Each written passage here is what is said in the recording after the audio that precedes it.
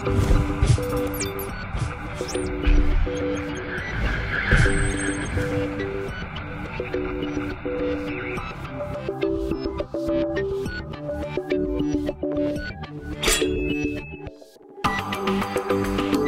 everybody, and welcome to Final Boss TV episode number 67. Oh my goodness! Every time I say the episode number, I'm just like, it just keeps going. There's so much. There's so much. But hey, everybody, my name is Adam K, aka Bay, and today's episode is going to be about Blood, Death Knight, tanks. The first in the series of talking to every tank in the game, of course. This is the junket for Warlords of Draenor, where we interview 2 to sometimes 3 guests, depending on how the show's going to work out, from every class and spec in the Worlds of Warcraft. Today I am joined by 2 amazing theory crafters and 1 guy that just plays the hell out of the class. How about that? So, without further ado, let's go around the table here real quick and see who is joining me today.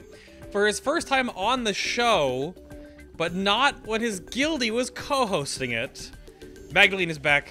Hi, Mags. Hey there. You ready to do this? Are you all set? Absolutely. You Get on.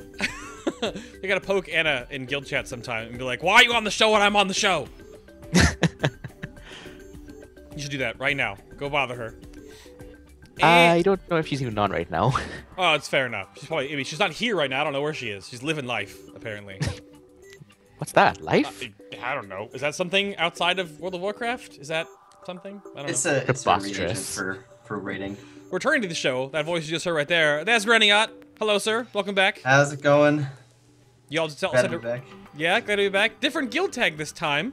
Yeah, different color too, actually. Right. I'm Alliance now. I know the good side. Sorry. Welcome. Welcome to the right side of the game. Totally right. Yeah, Good to have you back on, sir. You've been on here for 2 times, and I haven't talked to Mag since episode 5.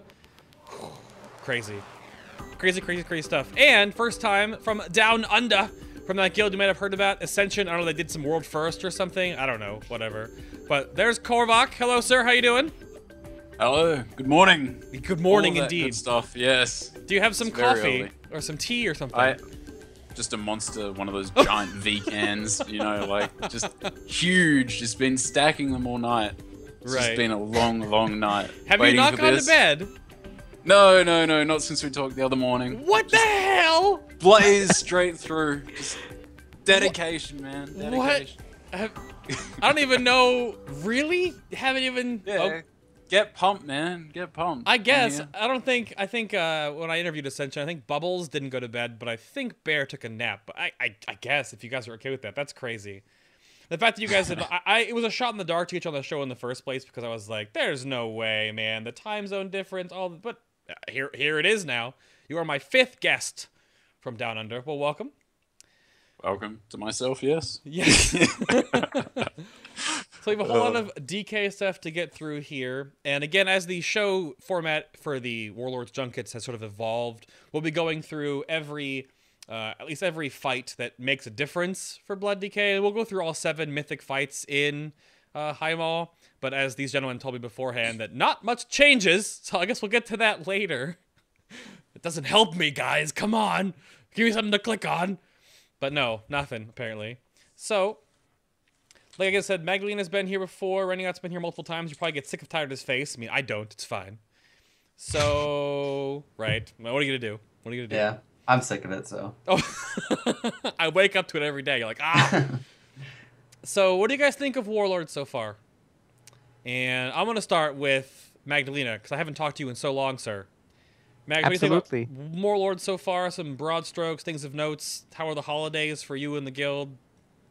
The holidays were absolutely incredible for me personally, because I basically had a 5-week-long vacation that was amazing and involved lots of beaches and islands and alcohol and stuff like that. So it was great. Warlords, it's difficult to really say, because I suppose that the time it launched, it was such a different launch from every other expansion that I've been on, both personally and also because there was no impending sense of, oh, there's a raid that's about to open up, so we have to hurry up and gear up and level up. Right. It was a lot more relaxed, which I appreciated. Then, as far as general impressions go, I've made no secret of the fact that I don't like no flying, but Yeah, yeah. I've seen the tweets. Yeah, there's that. But there's many things about Warlords that I like quite a bit. And I think what's most astonishing to me personally is that I'm actually leveling my first alt right now. What? And for people, no, like for people who don't know me, I've almost never leveled a single alt until the very last year of an expansion. So the fact that I'm already working on an alt is insane to me. Now wait, what ult are you leveling? I am leveling a monk right now. To be DPS, healing, or tank? To be a tank. Okay. Alright. Alright, that's fine. I'll get you on that one. I mean, we did with split raids with Chris, so I already have a ret pally, which I call Baby Hands, because it's like easier than my main. And then that's all I have right now. And that's all I had last expansion too. So I don't even know if I'll even get another one, but that's wild. Well, alrighty then. We'll go around the table here. Korvak, your first time here, sir. How about you, Warlords, so far? What do you think? Well, I wasn't a fan of the release date, to be honest, because I mean, what holiday for someone in a guild pushing hard didn't really exist, leveling all those alts before raiding started and all that. But yeah, I'm not hating the expansion, preferring it to MOP any day, but. I have no big issues with it so far, other than the Blood Boil nerf. How many ults do you guys have again in Ascension? Like, how many runs did you guys do at first? 4 or 5? Right? 4 or 5, yeah. 17? 17? Okay. Yeah, 20, 27, okay. something like that, yeah. And you were also raiding 30 hours a day, I was told, right? Yeah, well, it was a bit more than 30 hours a day, probably... Really? Yeah, probably 32 hours, 8 days a week. Just right. Yeah. Okay. I mean, you didn't sleep before the show today, so obviously your fortitude for not sleeping is okay, right? Oh, I'm amazing at it. Like, waking up at American raid times, just pushing it out. It's one of those things you have to get used to. But once you do, it's not as bad as you think it is. Okay. Gotcha. Yeah. Ren, I'll throw it over to you, sir. How's Warlords been treating you so far? What do you think of the expansion? I like it a lot. I think there's a lot of improvements over MOP in a lot of places, rating specifically. I love the mythic change. Like, it really is invigorated rating. Like, the entirety of rating. Like, you have a lot more guilds like competing in the same brackets. You know, there's a lot more guilds. There's a lot more competition for World Top 10. There's a lot more competition for World Top 50, etc. Right. It is kind of sad because I had to take a little bit step back. Like, we mentioned, I'm not in the same guild anymore. I don't raid 20 hours a week just due to some real-life obligations. So it's a bit sad for me seeing all this progression happening and this great raiding going on, and I can't be as much of a part of it as I was at the end of MOP. But, it happens. And it's still, I'm still having a blast, so... Yeah, I know. I mean, as schedules change and as life moves on and whatnot, then, sometimes you just can't be at that same place. Because it is sort of... in a way, right now, with how the split rating system works for the top-end guilds, because of, like, the delays between launches, of the raids, rather, like, from the beginning of the expansion and now, we talked about this before on the Ascension interview, alts are so much more important now, so the time investment just grows and grows and grows and grows for these top guilds. So, that's understandable. I think many people have either added on hours in this expansion, or cut back on some. I know, because a lot of people that wanted to raid Mythic now that used to be only heroic level or lower level guilds last expansion now are raiding Mythic, so they had another day or, whatever. Yeah, no, it's a time for everybody to grow with the game, absolutely. So, early DK positives or problems? This is before before we get into the big pretty much the topic we get into later. Something. How did Mists go to Warlords? Like, how did the ability prune go with blood tanks? And I want to go to Korvak on this first because you kind of had a really straightforward example of how tanking feels in Warlords now. Yeah.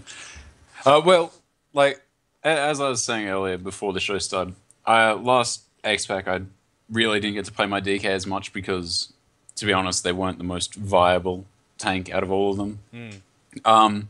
But towards the end of the X-Pack, I finally got around to playing it again. And coming into Warlords, like it feels relatively the same. You just have a lot more control now. Like you're not always in danger of getting 1 or 2 shot. Like you have time to think. You don't necessarily make a mistake and fall over dead anymore. It's Right. Yeah, like it. That said, like I don't know, like I don't mind the current iteration. I find maybe it's a little too simplistic. Like it's not. There's nothing to really differentiate between good and bad tanks so much anymore. Like I don't mean that as an insult to anyone. I'm just I don't know. It's just to me the skill requirement has dropped significantly. Like others may disagree. This is just how I feel currently. Right. I mean, because you commented on like how because you play all the tanks Yeah. right now.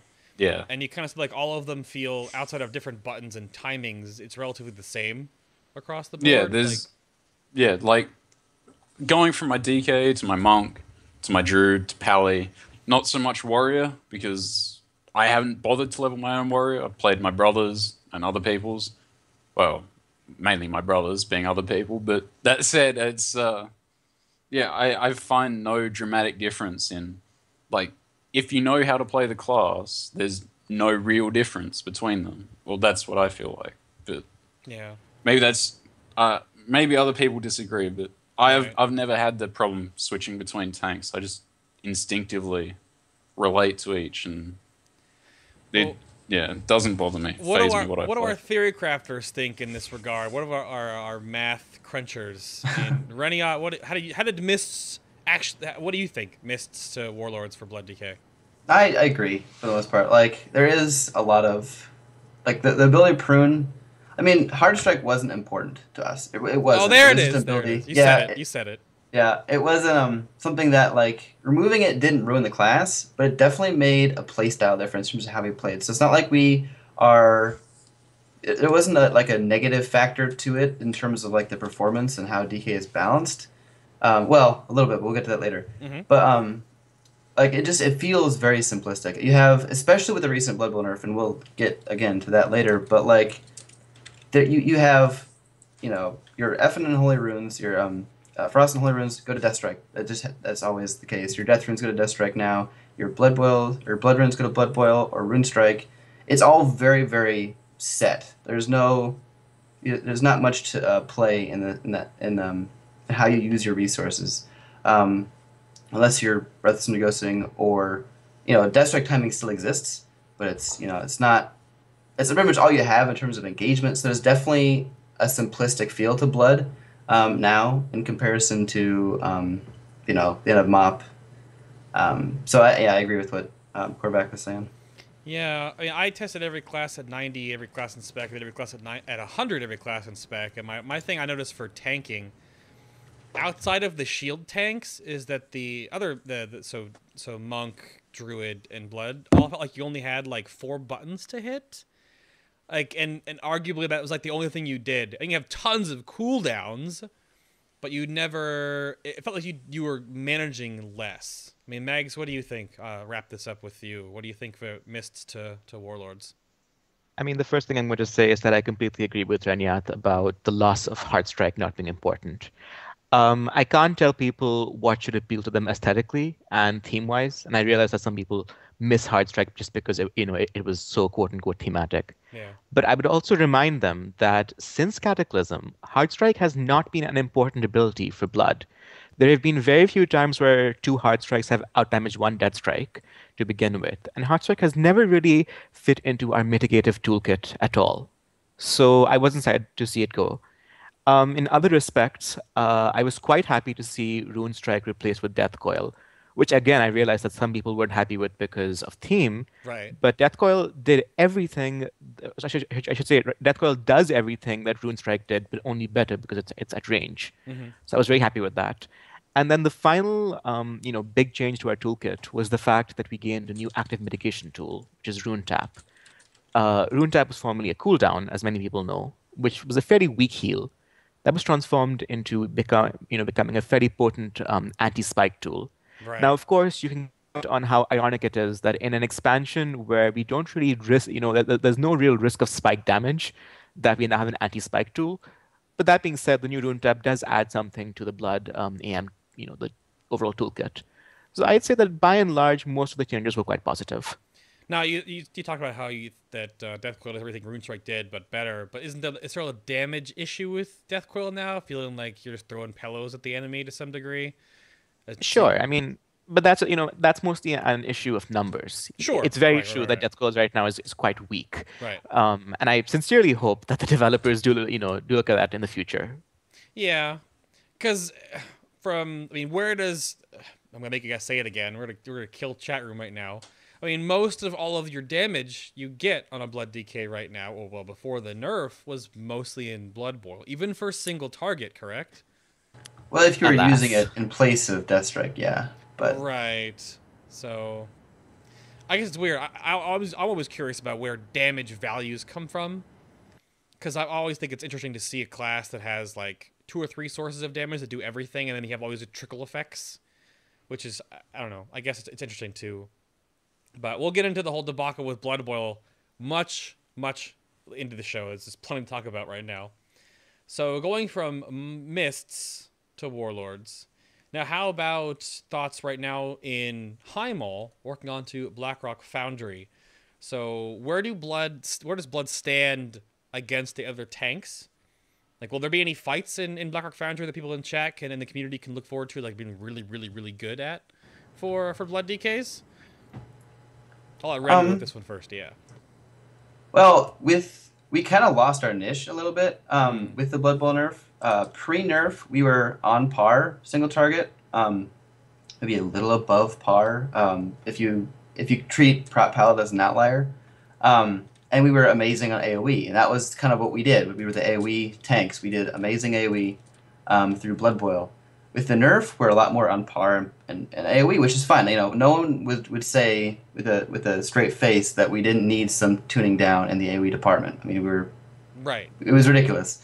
But the we were on par single target. Now we're under par, and that's they're still changing quite rapidly and suddenly and without warning, changing tank balance the past week or so. Right. So it's kind of hard to say where we're going to end up unless if they have any more surprises in mind. But we don't have a great niche. We don't have the single target damage. We don't have the AoE damage as a niche anymore. So it's kind of hard to say. As far as mechanics go, there are not many mechanics.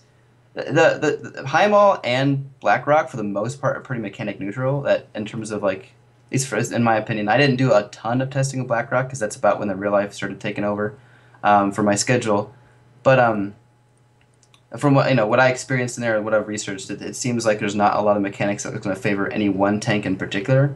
Kind of like Heimel in the sense that it's really just damage output is what people are looking at for tank balance. Because outside of Warrior and how not great they are for survival right now, there really isn't a lot of difference. I mean, sure, there's some things you can AMS, but the things you can AMS aren't that important. Like, for example, Brackenspore, his breath is nature damage, and you can use AMS to mitigate the breath, or the dot, but those are not important. Like, they're important, but they're not very, more important than the melees. The melees he does during the breath are far more threatening than the breath itself. So the dot, or the debuff that prevents healing is actually the threatening part. So again, AMS, it helps, but it's not a game changer. It's not going to make Blood the desired tank.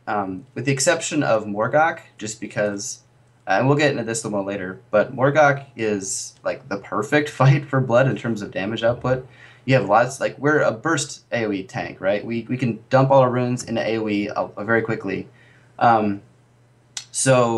And the ads come fast enough to be constantly burst, but not so fast that it becomes sustained AoE. So it's a very good mechanically for us. Exactly. Yeah. And so that's why Blood is so high on Morgok. And maybe why we got such a knee-jerk kind of sudden nerf is because of that. Is because it perfectly fits what we can do. So it kind of makes us seem a bit more powerful than we maybe really are. Yeah. I mean, on the AoE nerf thing, so we can nip that in the bud. I mean, because I play Enhancement Shaman, I felt like we got about a 14% overall nerf by using one Nova, but you guys lost 33%, which I felt was really too much. So I mean, you talk about how tanks are kind of balanced around their damage right now, but what about I mean, Mag, what do you think with other fights? Do you only really excel at AoE fights, or ones that have spell damage, or what other mechanical things coming in Blackrock Foundry, for example? Are Blood DKs looking like they could really shine, or is it really just kind of like what Reniat said? It's a kind of neutral. You could be whatever fight, any DK you want, or any tank you want, rather. I think that Reniat mostly has good points, although I would say that it's not. I would disagree with the notion that you can bring any tank you want. Right. I Okay. think that having tanks with high mobility is going to be invaluable. And of course, in addition to high mobility, you also have damage output. As we all know, Death Knights, aren't that good anymore in that area. Our single target was mediocre. Our AOE was incredible. Our AOE has been nerfed, but our single target has not been buffed to compensate. And just to use an example of high maul, on Margok, you have that tank debuff, Mark of Chaos. Mark of Chaos, yes. Monks and warriors trivialize that to an incredible extent, that I think Blood Death Knights couldn't do with the same ease at all. Yeah. So in a world where damage isn't already amazing, where your spike intake isn't a huge issue, I don't feel as though there's a huge niche for Blood DKs to shine on. Hopefully I'm wrong about this. Hopefully it turns out that Blood is amazing in BRF, but the recent nerfs have left me a little demoralized. Yeah, I don't know. I was saying this opinion though now comes back to you, Core, because you've probably tested everything that was available for Blackrock Foundry. So what did you find out for Blood for BRF? I could make this incredibly long and convoluted because I did everything possible back with the testing. Yeah. Like every class, look, I think honestly any class will be capable of tanking. There will be certain encounters where one tank will be better than the others.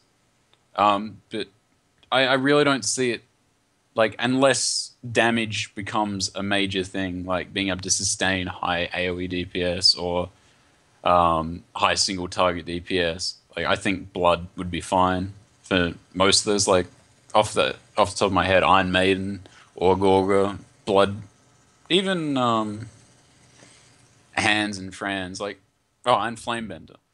DK would be more than fine, maybe even better than fine for those encounters where there's abilities that have to be mitigated, or just say Acid Torrent on Orgorga. Like, DK has so many short-term CDs, and the fact that you have an Absorb and that counts as part of your mitigation, it will lower the raid damage on that encounter.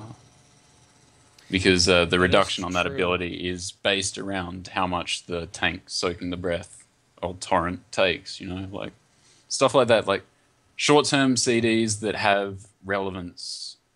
Sorry, like Monk can do that as well, and Palais. Like, everyone can do it. Like, there's no real point in me saying that Blood has other than AoE grip. That's no. Well, Which DPS brings as well. Yeah. It really like any tank is more than capable in the next tier. I think That's kind of what I was saying. Like, other it's people pretty may prove me mechanic wrong. neutral. Yeah. Like, For tanking perspectives. Yes, yeah. The I'm sure only- there'll definitely be some broken mage thing or something that's going to happen. Yeah, I think the only outlying points here are the compare and contrast about like the two different echelons of tanks are and actually thinking about it, Blood is the only incredibly immobile tank, but do you trump that with bringing AoE grip? Because Pallies can sprint, warriors can leap, intervene, druids can charge, and then charge. I guess you could make it only toward bosses, so that maybe they're kind of not as mobile.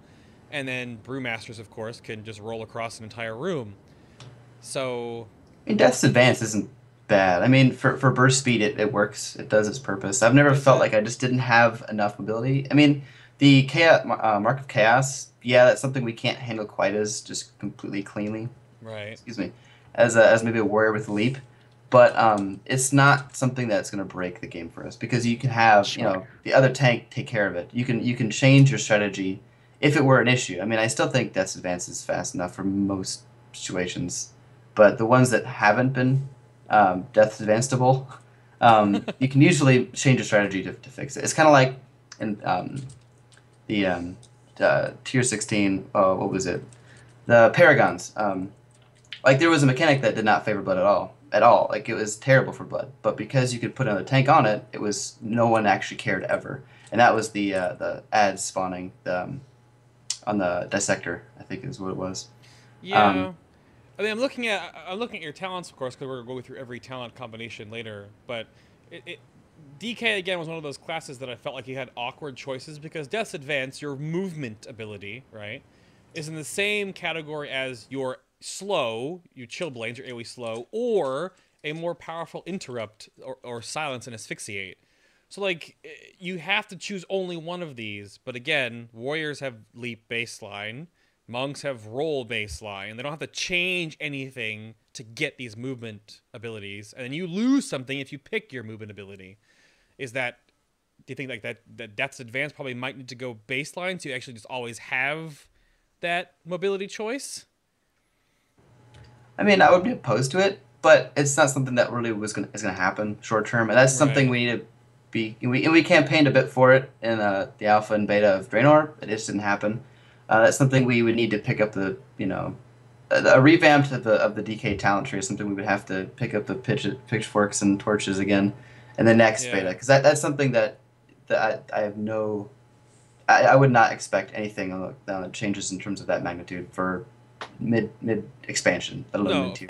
Well, they're changing enough mid progression right now. Well, those are numbers, though. Those are numbers. Yeah, well. And I'm not excusing it. I'm just saying those are numbers, not entire, class revamps. But then I get devil's advocate here with saying that like Gorfine's Grasp obviously is a talent, your level 90 talents, but it pairs up against your AoE stun or Desecrated Ground, which is like only for PvP. So those three things, like for a raiding DK, as a tank anyway, you almost always have Gorfiends. So should Gorfiends just be a baseline DK ability?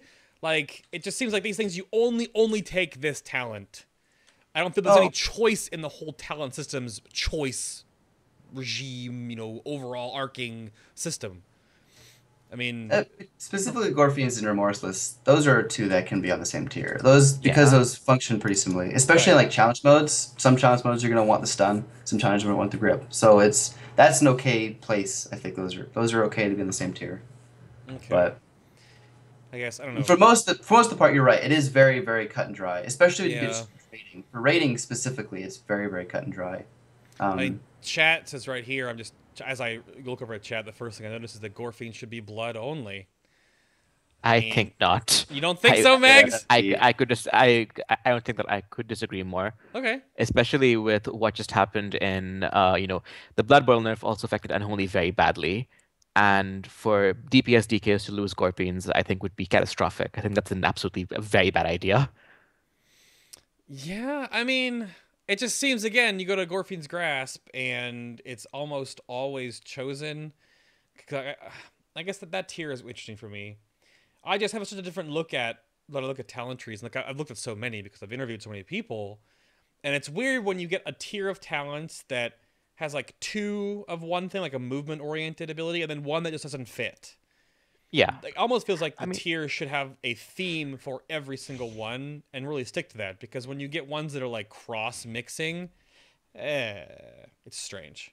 And for tanking specifically, because usually, like we'll get into later, you guys only don't change but like a couple, if any, ever.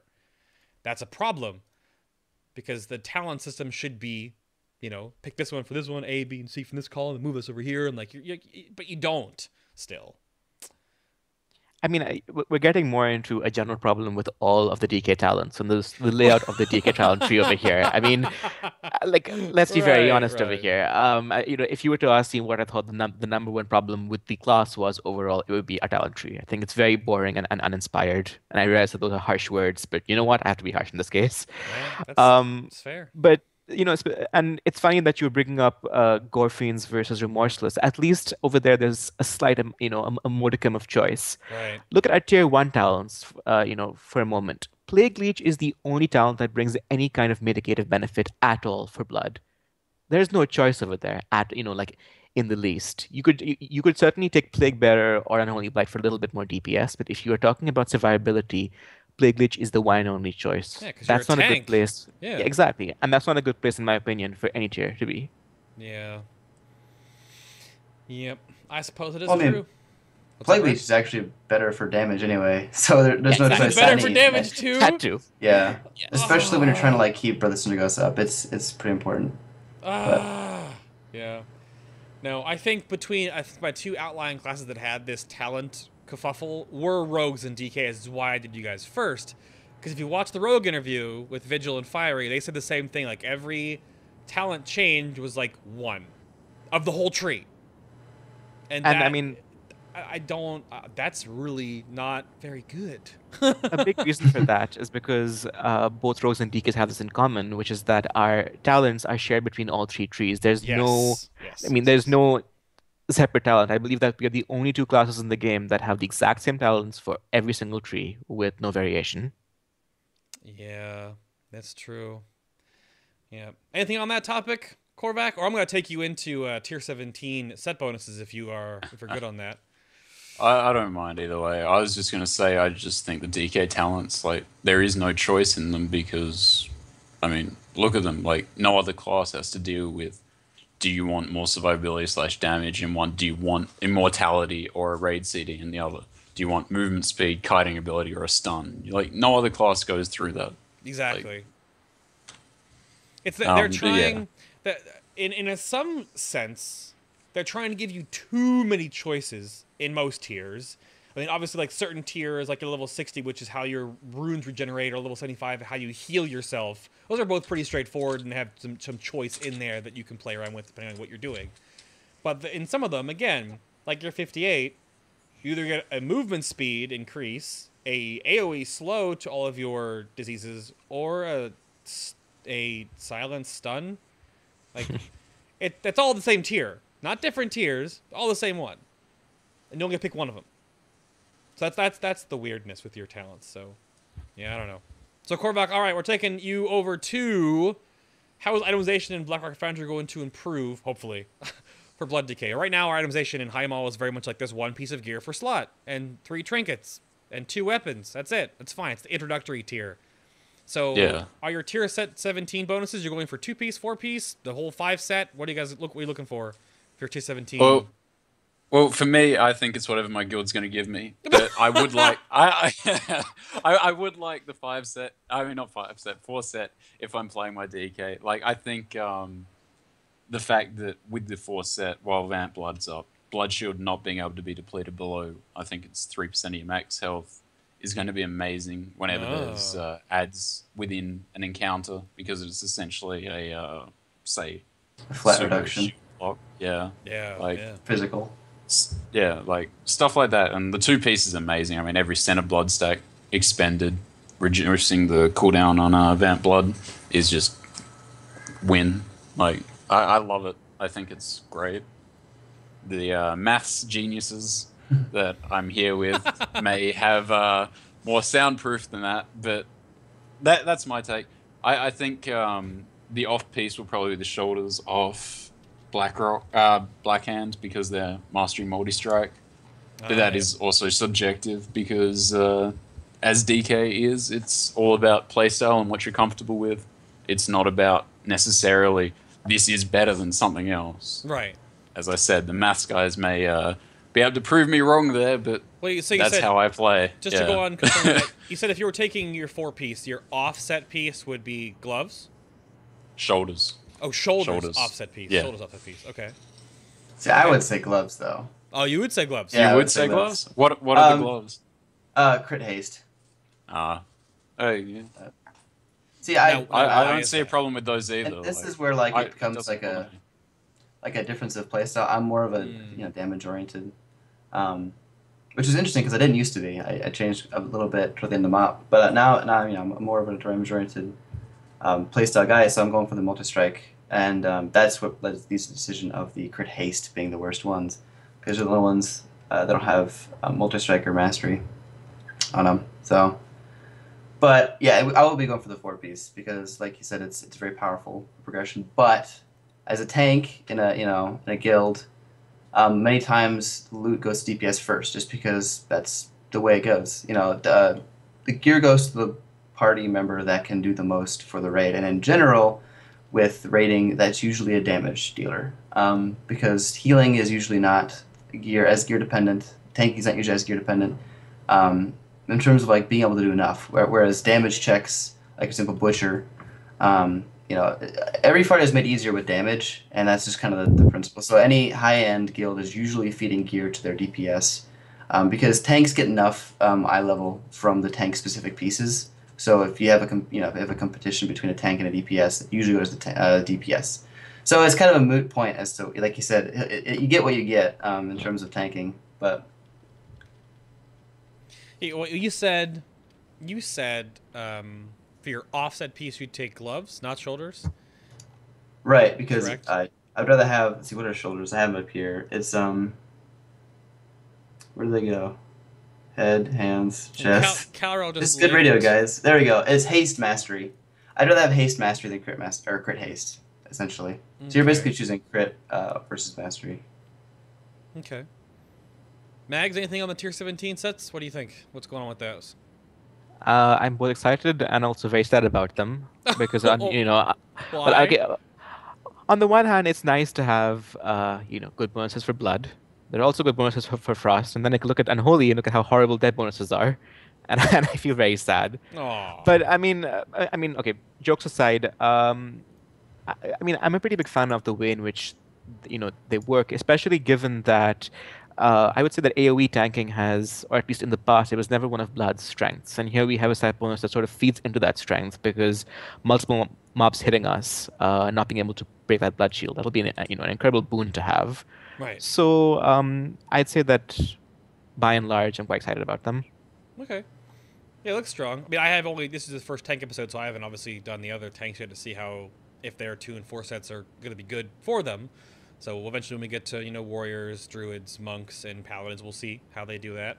I know that they're very personal. All of the set bonuses for all the tanks are very much solo on the tank, because they tried the whole, giving tanks the raid cooldowns and set bonuses. And that was a little much too either mandatory or too strong. So probably won't get back to those anytime soon. But, alrighty. What off-piece would you take? Would you do gloves off-piece or shoulder off-piece? I most likely would agree with Reniat over here, because I would focus on damage more. I'd probably just ditch the 2 stats that were least conducive to damage. And I believe that in this case, that would be gloves. Okay. Fair enough. Because I was a wonder, because not everyone's going to take all 5 pieces, depending on how the items are. And just to kind of what chat was wondering about how sets work. So set gear, the 5 pieces is set stats. And obviously there's no secondary stats are ever going to be randomized. It's the tertiary stats are randomized. Now, set bonuses and set pieces can roll gem sockets, can roll tertiary, and can roll Warforged. Which, when you crush the token at the vendor, has a chance to get any of those things. Which I still am not a fan of. I know it has to happen. I was not a fan of Warforged gear being in Mythic anyway, but...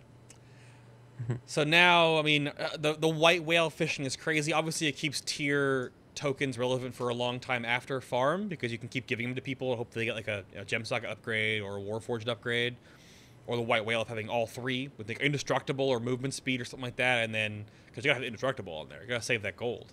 So yeah, we'll see. What do you guys feel about that though? Are you okay with the random extra roll system on all your tier pieces, or? Not at all. Not in the least. I mean, and I've tweeted about this in a more broader context.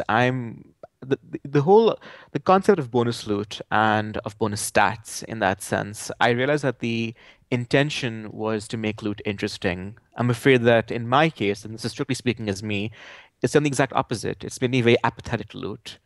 Because it doesn't feel as though I'm aiming for a sense of completion anymore. There is no completion to be had. I will never get the quote-unquote best piece in that slot. And I'm certainly never going to get, best in slot within any given tier. There's literally no chance of that happening. Right. Nope. So it's just unfortunate that it's it's gotten to a point where I frankly don't care anymore about gear. As long as it has good stats, that's great. And if it has a bonus that I'm not excited, I said, all right, I'll say, great, I have a bonus. That's it. Right. Yeah, I guess it helps and hurts loot. I think I was a big proponent for not liking that system. Mostly the Warforged and Mythic. You're at the finest level of let your tertiaries, which arguably the best tertiary is Avoidance, and let your gem sockets be random little not Warforging. That's a whole half a tier upgrade, and that's a big thing. And the fact that that still happens in Mythic, where you're at the highest echelon, like you should be rewarded the best gear because you just killed the hardest difficulty. Why do you have a chance of the best gear? I still don't like it, but we'll see. We'll see. Corey, anything to add on that? Do you? Oh, no. Like, I mean, because you're running multiple tanks and stuff, yeah. Yeah. I think when you get Warforged, Socket, Tertiary, like the trifecta, like that is pretty ridiculous because chances are you won't actually be able to replace it even in the next tier until maybe you get another. Like I think for diversity, sure, but I think for an MMO where people are essentially competing against each other, the fact that stuff like tier in particular can roll like that, I mean, it will encourage, like, you just dump 10 tokens into someone just to see if they get a better piece, maybe. Like, right, yeah, I don't know. That may not be the case, but I think it does create a danger of, like, you're just going to end up with split clears where arguably the best DPS is just going to keep getting funneled those pieces just so they can see if they roll a better piece of gear. Like, maybe that won't happen. Maybe that isn't a problem in Blizzard's eyes, but I think it could become an issue. I think the issue will lie in at your level of rating, where you're going to be doing split Mythic farms of Blackhand to prepare for Tier 18. And once you get to the point where you're doing 2 or 3 Mythic clears, eventually you may. I mean, I don't know how long the break's going to be. I would surmise 4 to 6 months before we get Tier 18. Hopefully. Right, is you're going to run into that you guys are going to be, I would argue, more geared than the initial launch. Like, they would have to make the Mythic jump for Tier 18 like almost 20 eye levels higher to make it a challenge at all, because you're going to be, on average, a half a tier above the Mythic now. So if you put in one tier up... that was the problem going into it. Right. Like, you have that much gear going into Mythic where the challenge was essentially removed from the encounters. Yeah. Like, I don't know. Like, it's something they have to figure out. Do they want to tune the encounters for where the average guild is going to be, or where the top end guilds are going to be? Otherwise, it just becomes Zerg through it in a week or two. Like, yep. Yeah. Like, I don't know if that's the answer you really wanted, but that's how I feel. I feel that a lot of the skill is being removed by the fact that you can just overgear the content before it even comes out. Yeah, I don't know. I mean, and I'm not going to bring up the black market auctions with you guys again, but I know we talked about that a lot in the last 2 episodes, specifically the Ascension interview. So, and that's a problem in and of itself as well. So, and that's the gear propagation of eye levels scaling too fast for the content to feel relevant and or challenging. Not to everybody, of course. This only really goes to that top bleeding edge progression. And I think Blizzard openly said they're not really balancing the game around you guys anymore. Which I don't know if it's good or... I don't think it's a good idea. I think it's... Well, I think it's better for overall the wider community. It's better for the health of the game if everyone can get the sense of achievement, see the content. But that being said, it is nice to be like, oh, you're like one of 100 people who've seen that content first. Like... That I think that's where the top end raiders get their kick, is you do it before anyone else does it. Like, everyone else sees it a couple of months down the line. You see it within the first couple of weeks. Right. I think that's the big kick to it these days.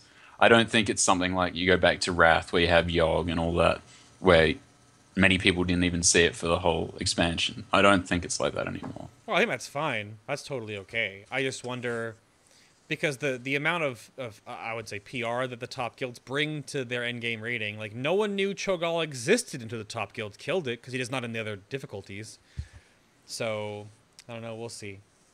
We'll definitely see. It's slightly off topic, but obviously it rolls around the gearing thing, and you all had said sort of like DPS could gear before tanks, so we'll have to see how that works out. And we talked a little bit about how the whole heart strike thing. Don't need to beat the dead horse there, or the dead strike, as it is. And so let's move on to some specific things now with your spec-specific stuff, secondaries, and what the Blood DK should care about. So, Mags, let's get some math going real quick here. So, Corey, you're done. You can just sit back for a little bit. You can relax. Yeah, I'm just going to go relax while these guys nerd out and prove me wrong in everything I will say later on before I say it. Yeah. I mean, the first thing that I would bring up is the fact that tank stats and tank valuation is nowhere near as straightforward as DPS. With DPS, it's fairly easy to give each stat an average value and determine what that means. Now, unfortunately, the way in which we measure tank damage intake can often be flawed. You can't use a metric of average intake because what you're really looking for is those damage spikes, which, of course, while they don't occur as frequently in Warlords, are still very much there. As far as overall stats go, of course, there's bonus armor, which we've just discussed in chat. It's your most powerful mitigative and also your best damage stat by far. Yep. I've noticed that a lot of people don't understand why bonus armor is so good, so I'll try and illustrate clearly over here. What many people aren't aware of is the fact that Death Strike's healing as of patch 6.0 is entirely dependent on attack power, which is then further modified by effects like Resolve. Bonus armor, in addition to granting you physical damage reduction, also grants you attack because of the bladed armor passive that Blood DKs have. This is why bonus armor is so powerful. It grants you both damage reduction and also attack power. After that, I suppose the real oddity for Blood Death Knights is that our attuned stat, Multi-Strike, is our best damaging stat, but our worst mitigative stat. Because an increase to maximum health in an era where you're not in danger of being spiked down is just not that valuable. And then after that, there's stuff like crit, which is 100 more, which is equal to parry, which is, okay. And then mastery, which is your best mitigative stat after bonus armor, but is just not that strong for offensive purposes because the attack power that it grants is fairly pitiful, etc., etc. And I think I'll hand the mic over to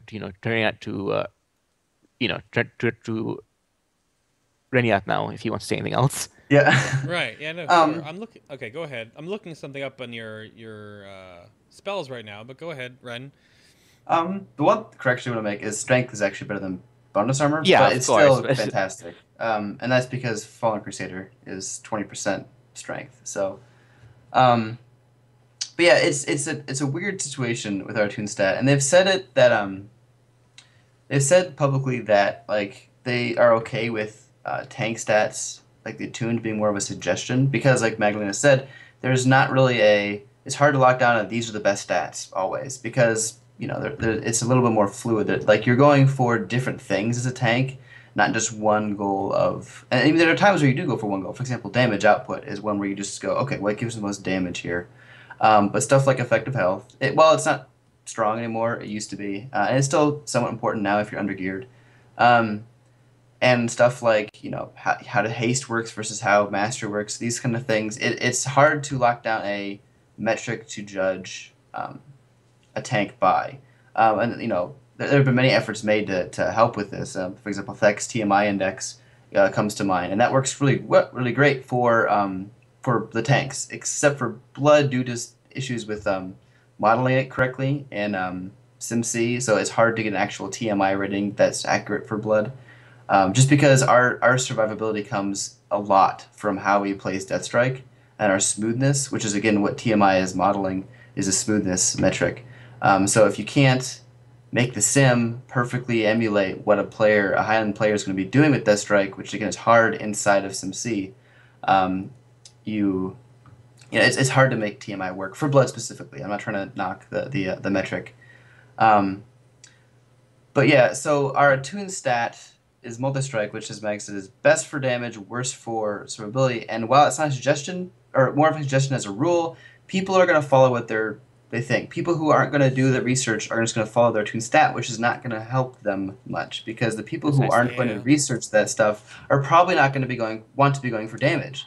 They want to be going for survivability. The people who are learning how to play Death Knight tank need to be stacking mastery. And if they go by the twin stat, they're not going to stack match. They're going to stack the exact opposite of what they need, which is multi-strike. And I made a big blog post with like math showing exactly how bad multi-strike is for survivability, but it's pitiful. I mean, even if you take a direct translation from health gained to damage reduction, it still doesn't look good. Like, I mean, you get like I don't have the numbers in front of me. I don't have it up in front of me, but like you get the numbers I use, you get roughly 5% health from Shadow of Death from multi-strike as a stat. So that's not counting the Shadow of Death you get from your base 15% multi-strike with raid buffs.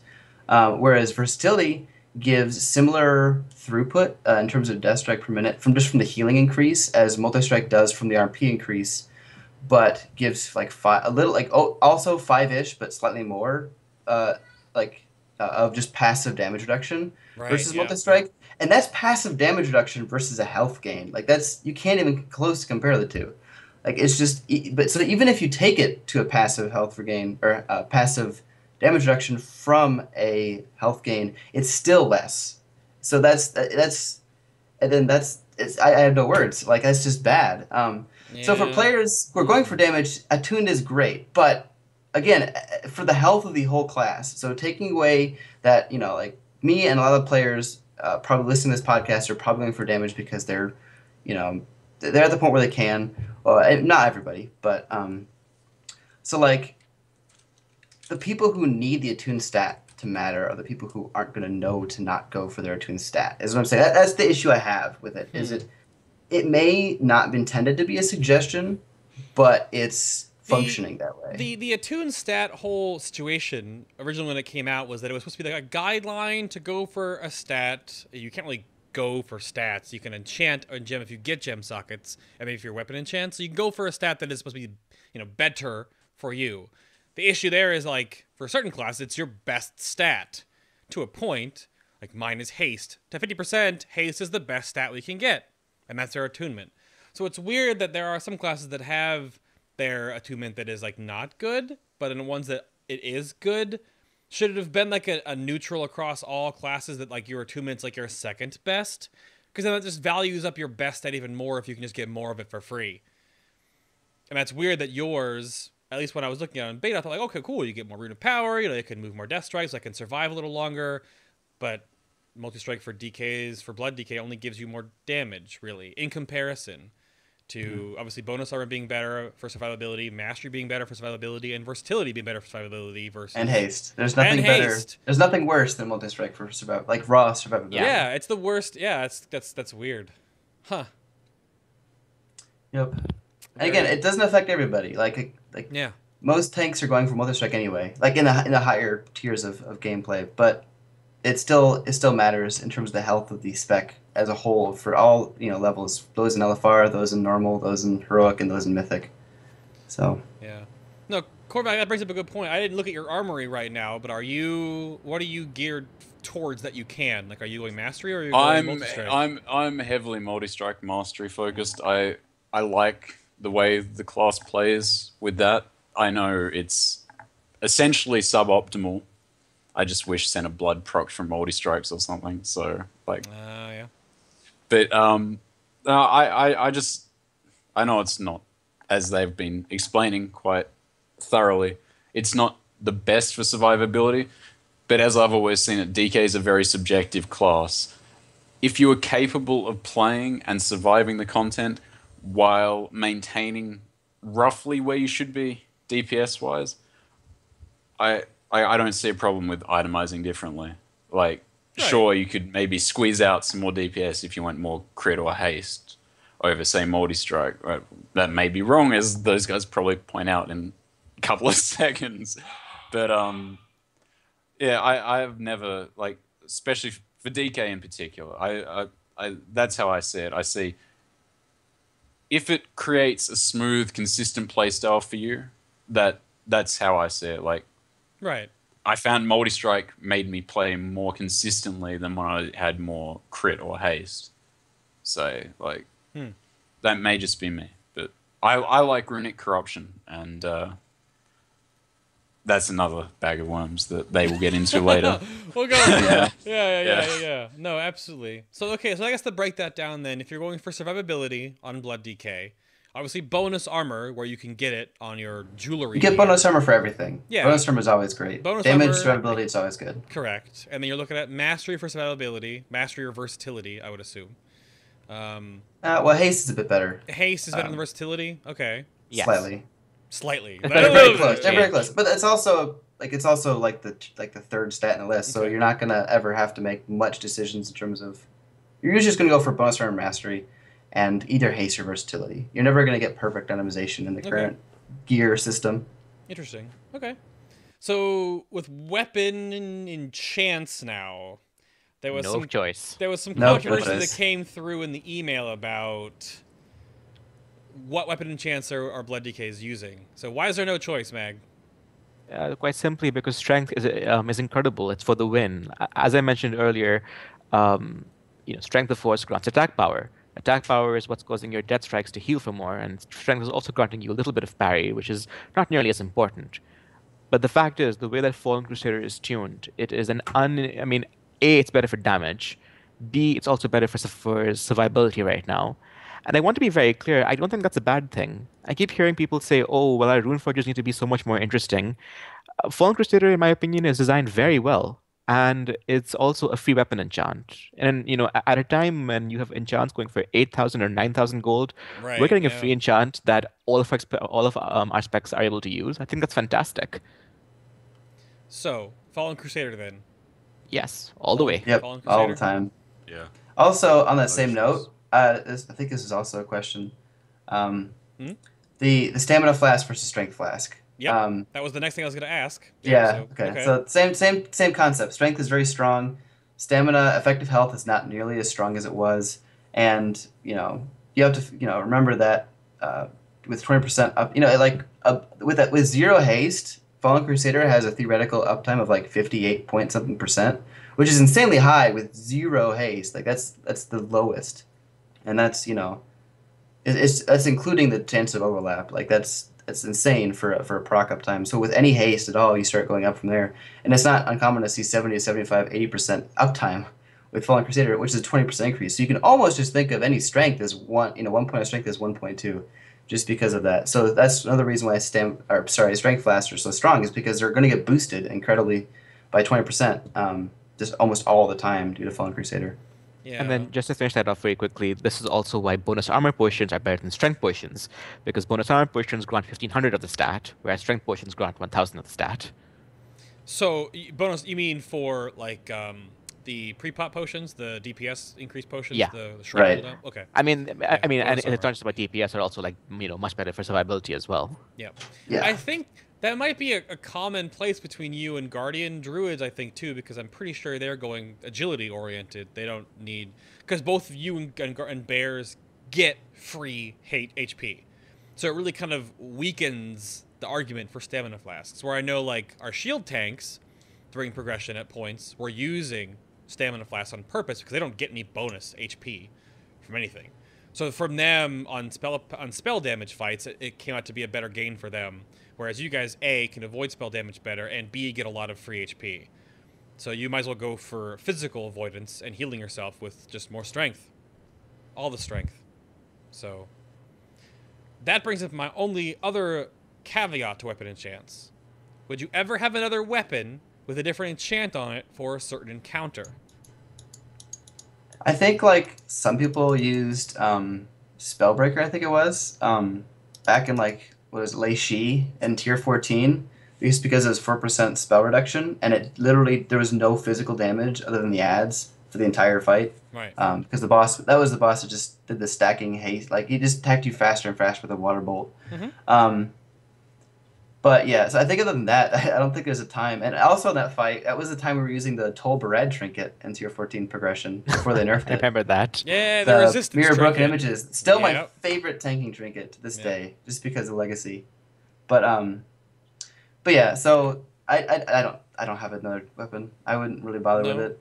It's Fallen Crusader all day, every day. If there's ever a fight that specifically requires another weapon enchant, I'll be very, very, very surprised. Let's put it that way. Yeah.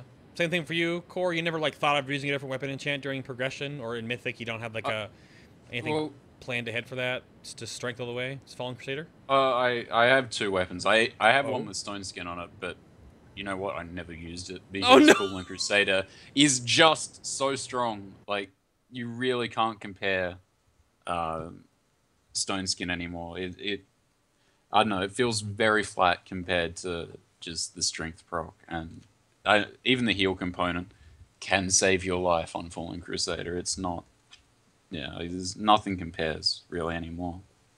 Now, in the terminology of how Blizzard likes to not nerf things that are good, but buff things that are bad, except when it comes to class balance DPS, do you think they need to give a little bit of love to the DK weapon enchants? If that's the thing right now, is that the DPS and tank DKs are all using Fallen Crusader and nothing else? Not at all. Not at all. I don't agree Nope. at all. No? They I'd rather them focus on the talents if they want to fix anything. But Exactly. Well, yeah, that's what you guys want your talents fixed first. Well, I mean, it's not even about talents. fixed first. I mean, for me, it's just so damn convenient to be able to switch specs and not even have to change out your weapon. I think that Fallen Crusader, again, as I said, is designed fine. It works. It's a fear enchant. That's good enough for me. I mean, I have plenty of complaints about DKs, but our enchants aren't one of them at all. Okay. That's fair. It's all right. That's fine. And so yeah, bonus armor weapon enchants, good to go. No double weapons. Fallen Crusader all day. Bonus armor potions and strength flasks. All right. All right, gentlemen, we've come to it.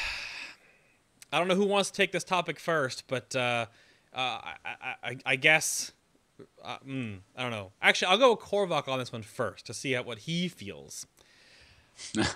So a little bit ago, a little controversial random change happened in progression, literally between pulls. Some hotfixes came out, and Blood Boil's damage was nerfed by 33%. Now, my Fire Nova was nerfed by 14%, and Fire Nova was always still stronger. So I originally thought like your nerf was too heavy-handed. So, what happened? Because you're already done progressing at this point, Core. You're already done. You're finishing up. You're farming it. When it happened to you, what did you think of the nerf? Guild laughed at my pain, fed off my tears. Yeah, all that bad stuff. To be honest, as the other guys know, I'm always been a survival-orientated tank. I've never really cared for being huge DPS. But the thing is, it is a ridiculously huge nerf. Like, going by the logs from the other night compared to last week and the week before, I cast roughly the same number of Blood Bowls on the same Margok, and I did over 5 million less damage with it. Like, wow. Over the course of the encounter, that does make a difference. It means other people have to step up on ads and whatnot, which isn't such a big deal once the encounter's on farm and everyone knows what's happening. And they can, you can compensate because you have the gear. But for guilds still progressing on it, I think it's pretty rough, pretty unfair even. No, it happened in pulls. Exactly. I heard it had less than an hour of testing before it went live. Correct. They tweeted about it, and Coffeebird put up the post, and said they're working on these, and then Ketsuki, DK and Static, like I just have connections with my friends' guilds. Like it was like they have 4 pulls in to Imperador, and she's doing the damages. She reads the tweet, and then the 5th pull of the night, she was just cut, like just crushed. I mean, I think the number she was saying, she was doing like 11K a blood boil because all the ads are out, whatever. And she was the main person to help AoE them down. Next pull, 7K. Like the next pull. How is that how is that okay? It's not. It's just not. And there's no way to make it acceptable. They've said many times, and rightly so, that they don't want to make big changes that affect guilds during progression. But I mean that was the reason that Monk stayed so strong during Tier 15. It's the reason. Oh, part of the reason. I mean, I'm not trying to say it's the only reason, but and I'm also trying to speak for the devs. But like that was a reason given for Warlocks staying so strong in Tier 16, or well, for a lot of Pandaria. Mm-hmm. Like, it was because so many guilds were relying on Warlocks. We don't want to make big changes to fix this when so many are relying on it. Yet you have a big sweeping change to this, and then followed up by another big hotfix to prot paladins. Like, I'm glad to see prot get nerfed, prot paladins specifically, but you can't make these gigantic changes this quickly. Like, there needs to be some buffer time to get some community feedback. There's lots of people who can give good feedback. I mean, I'm not saying like you need to give it time to get forum QQ going, but you need time to give the people who can give good feedback, let them give them your feedback, as opposed to just flat up surprise hot fixing it overnight and then just seeing what happens, and then getting another hot fix to fix that hot fix, and then it's not okay in my opinion, and I think many people's opinion. It's just whether or not it was a good choice. Like, we can get into the semantics of if it was a good choice. I mean, we did need a Blood Boil nerf. We did need an AoE nerf. No, that's we were fine. strong. That's and fine. like I said earlier, Imperator Margok, I got a little heat in chat for pronouncing it Morgok earlier.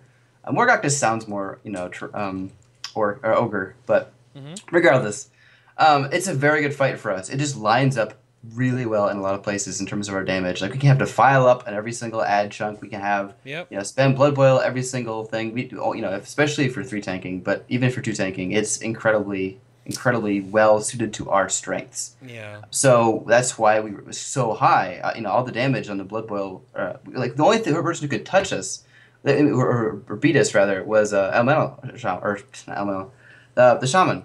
Enhancement. Because enhancement. Thank you. I can't remember the name of it, but and Shaman was the only one that could beat Blood DK. And of course, it's bad to see a tank at the top like that. But again, it fit our strengths perfectly. Right. So it feels like they took a fight that fit our strengths perfectly and used that to balance us for AoE. So now our AoE for sustained compared to the tanks is on par. But again, that hurts our single target, and that was what we were good at. That was why you brought up Blood DK. So to take that, make it par, lower, not compensate our single target, it's just it sucks. Yep. I mean, we don't have a strength anymore. We have on par. AoE grip. Yeah. So Mags, go into more of that, because you have other things to tie into that too. Yeah, absolutely. I mean, the most important thing to remember is that the Blood Boil nerf didn't just affect Blood DK AoE. It affected Blood single target, although not to the same degree, and then much more importantly, it affected Unholy AoE. You could argue that Blood AoE needed to be toned down. Unholy AoE, while very strong, was nowhere near that level.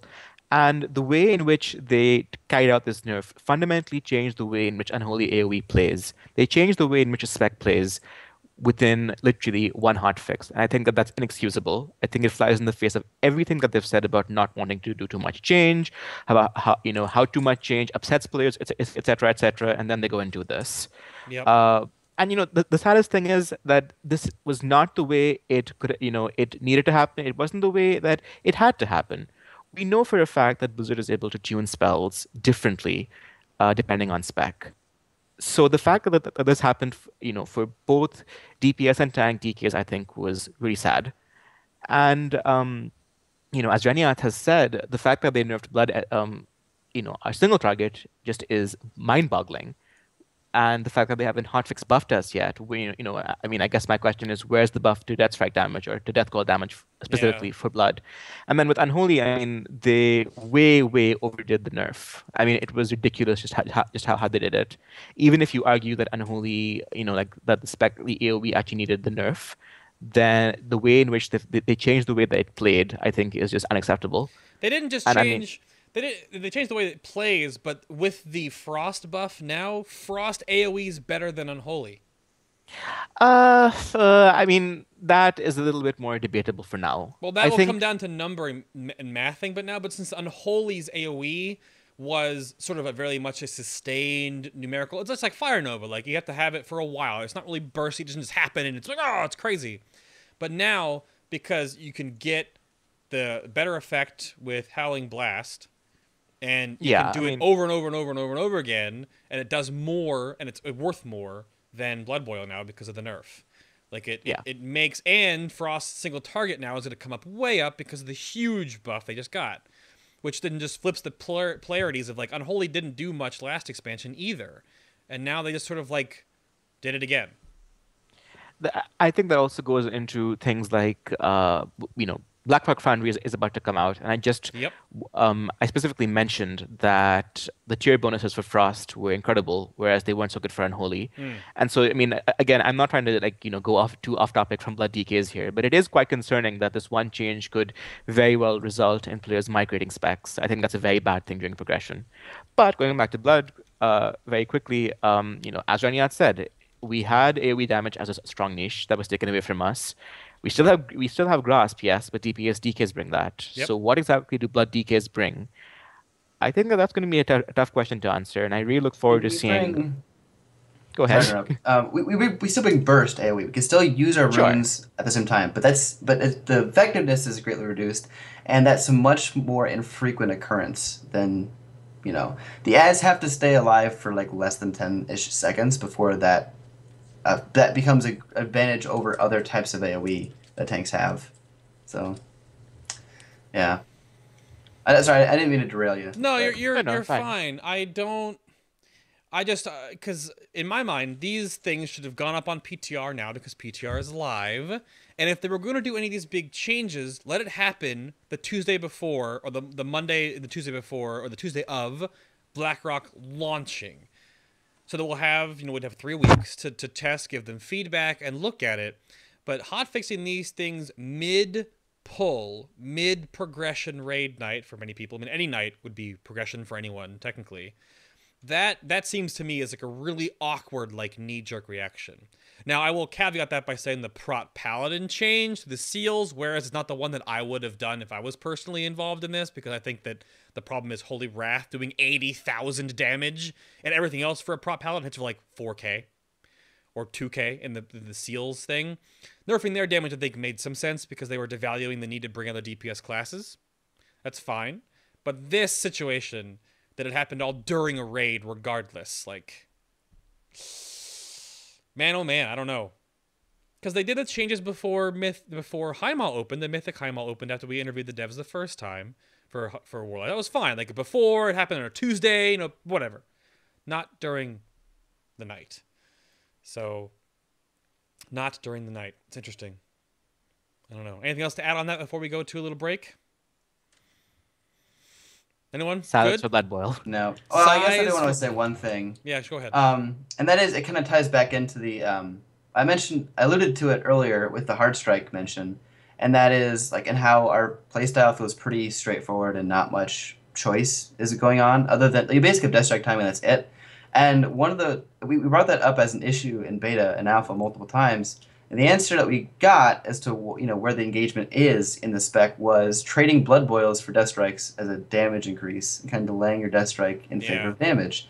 It doesn't work anymore. So it kind of is a double slap in the face, because not only is it a performance nerf, it's also a nerf to something that we had concerns about, and that was the answer we were given.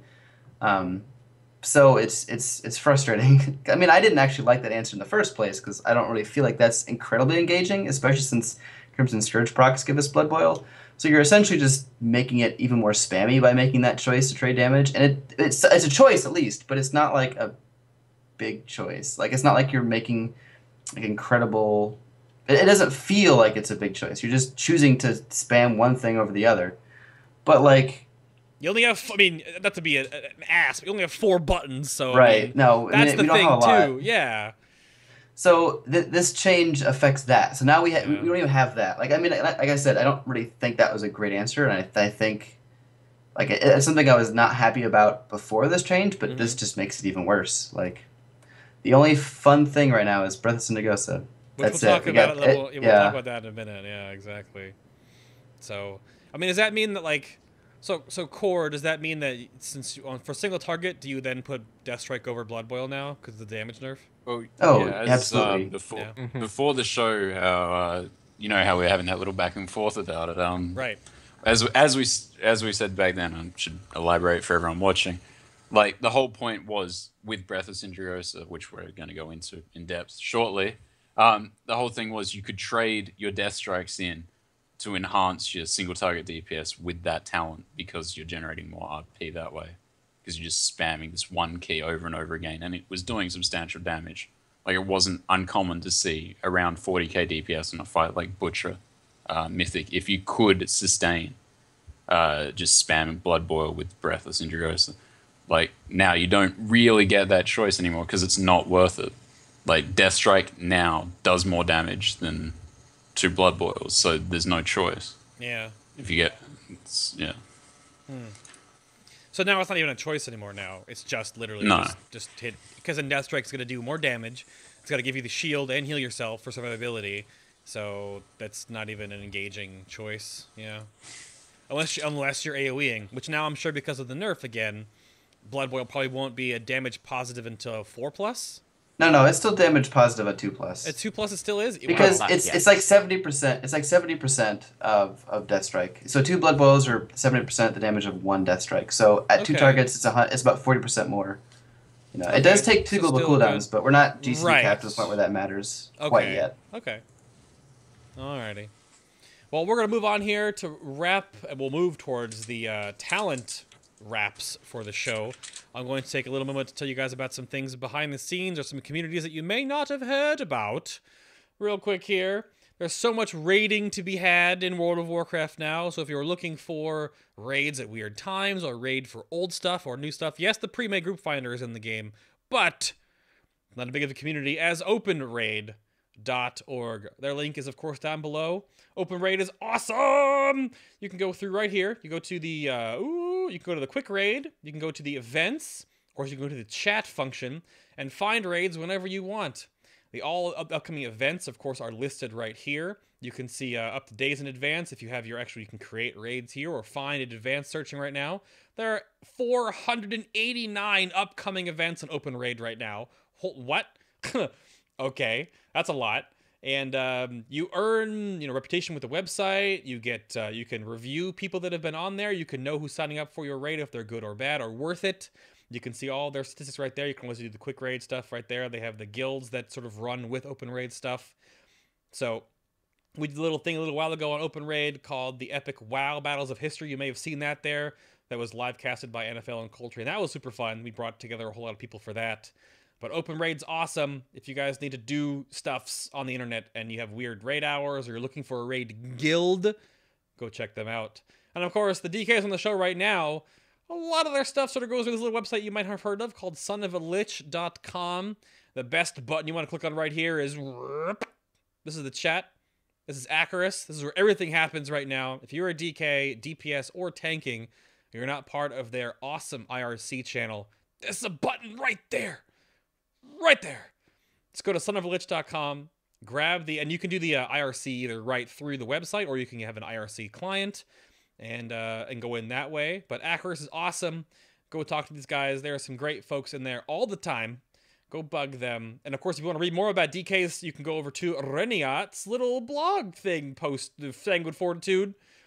SanguineFortitude.wordpress.com. It's been popping up on the screen tonight during his thing. You can actually ask him questions. Oh my goodness. Right there. And it's pretty fun. I've actually read one of his posts at the end of Mists.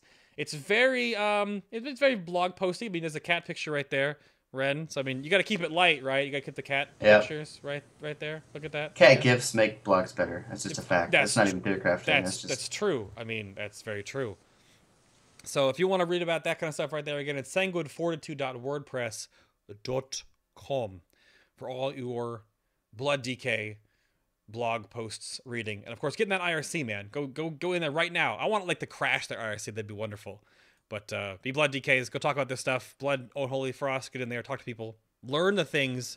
Propagate good information. Get questions asked. And the questions we're going to ask you guys now, we're going to talk about level 100 talents. Are you ready? Yeah. That's... So for... Core, please. So for Blood DKs, your new talents you got are a Necrotic Plague, which puts your Frost and your Frost Fever and your Blood Plague into one dot. That when things damage you that are inflicted by it, you gain runic power. Okay. Defile is basically superpower D&D, where enemies standing in it deal 10% less damage to you. And then Breath of Cindy, which is a 2-minute cooldown that breathes in front of you in a cone for attack power damage, and then things that are marked with it heal you for 10% of the spell damage they do So, yeah. So Fire away. Fire away indeed. I don't know who wants to break these three down real quick. We actually are kind of running low on time, which is weird. So yeah, I'll start, I guess. Competitive edges. Which are the good ones to take? Which ones do you never take? Yeah, Ren, go for it. So it's kind of a weird place, I guess, because, well, first of all, you never take Necrotic Plague. We can cut some time off. We're short on time with that. Necrotic Plague just does not use his blood. It's just bad. No, just bad. Just no. It's not as good. Just does not. Unholy uses it. I know, but they it's not for us. it's just too underpowered for us. So moving on, multi-strike. Enough multi-strike makes Breath of Sindragosa a single target gain if you can get the uptime you need on it, and that's true for most. I think there's only one or two fights where you wouldn't see a gain, at least a meaningful gain on Breath of Sindragosa. The Imperator Margok is an example of like where they're kind of even in terms of raw numbers, but the Defile is just better because it's actually more meaningful. Because a lot of the damage is pad if you Breath of Sindragosa on that. But for the most part, every fight is going to have some gain to be had in Breath of Sindragosa if you can get the uptime on it. And that's kind of where it falls apart, because there's lots of fight where even if you get a gain with the perfect uptime, getting the perfect uptime is not going to happen easily or enough to make it worth it in progression. So one example that was tossed for an IRC last night was Bracken Spore, where you need to. It's a great damage if you can get it going, but you have to go out to get the ad. So you're constantly leaving the area to go pick him up, and so you're not death striking, you're not doing anything, so it'll drop off if you have it up at that time. So that's another situation where if you can convince your raid to do all the work for you, then to sit there on two targets, and yeah, it's a gain. Right. But yeah, like, so there's stuff like this. So another example is Kargath. Like, it's still worth using, but it's also frustrating that the first impale you get generally ruins your Breath of Sindragosa. So if you want to parse on that, you have to do it with the ads. So it's very often a pad choice, but it's still not. So it's hard to talk about because of it. So on fights like Butcher, all right, let's look at Butcher. Single target, it's definitely optimal as long as you have like at least like 500 or 600 multi-strike, which everyone should probably have. Just because if you can do it right, and this is why it's hard to quantify its value. Because if you don't use it right, it's going to be a huge loss. So if you pop it and lose it in 10 seconds, you've basically wasted a talent slot. So you need to do it right and make sure you're pooling RP and using RP wisely while you have it up. So not using runic abilities if you can avoid it when you're at 90 RP, and making sure you use them when you're at 20 RP because you don't want to lose it, and not accidentally hitting Death Coil because that will ruin your day. So this is, I mentioned fun earlier, how it's the most fun thing for Blood right now, and it really is, because it's very engaging to manage your RP in this manner. So with all these hot fixes going out, we are very concerned about it getting nerfed and ruining our fun, because it would suck. I mean, it's really one of the only things that's engaging for Blood right now is Breath of Sindragosa, and even though you don't use it always on progression for the reasons I mentioned, and I know I didn't give great reasons, it's just hard to lock down. But like, we don't want to see it nerfed because it's one of the few things that makes it fun right now. And so that's okay. I said a lot just now. I kind of went on like 3 different tangents. So I'm trying to figure out how to get back on track here. But if you're talking math, Defile is going to be better on 6 targets or more.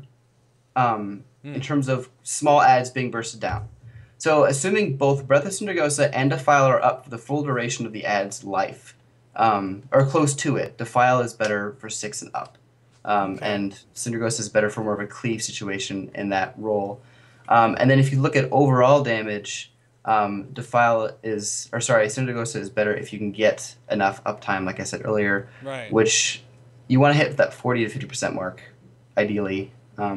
But again, it depends entirely on the fight, because some fights have magic you can soak to get more uptime. Butcher does not, so that's where you're looking at, 30 to 50 is like the range you want to hit to get, good enough uptime. But anyway, I'll let someone else talk for a while. I've been talking for a long time.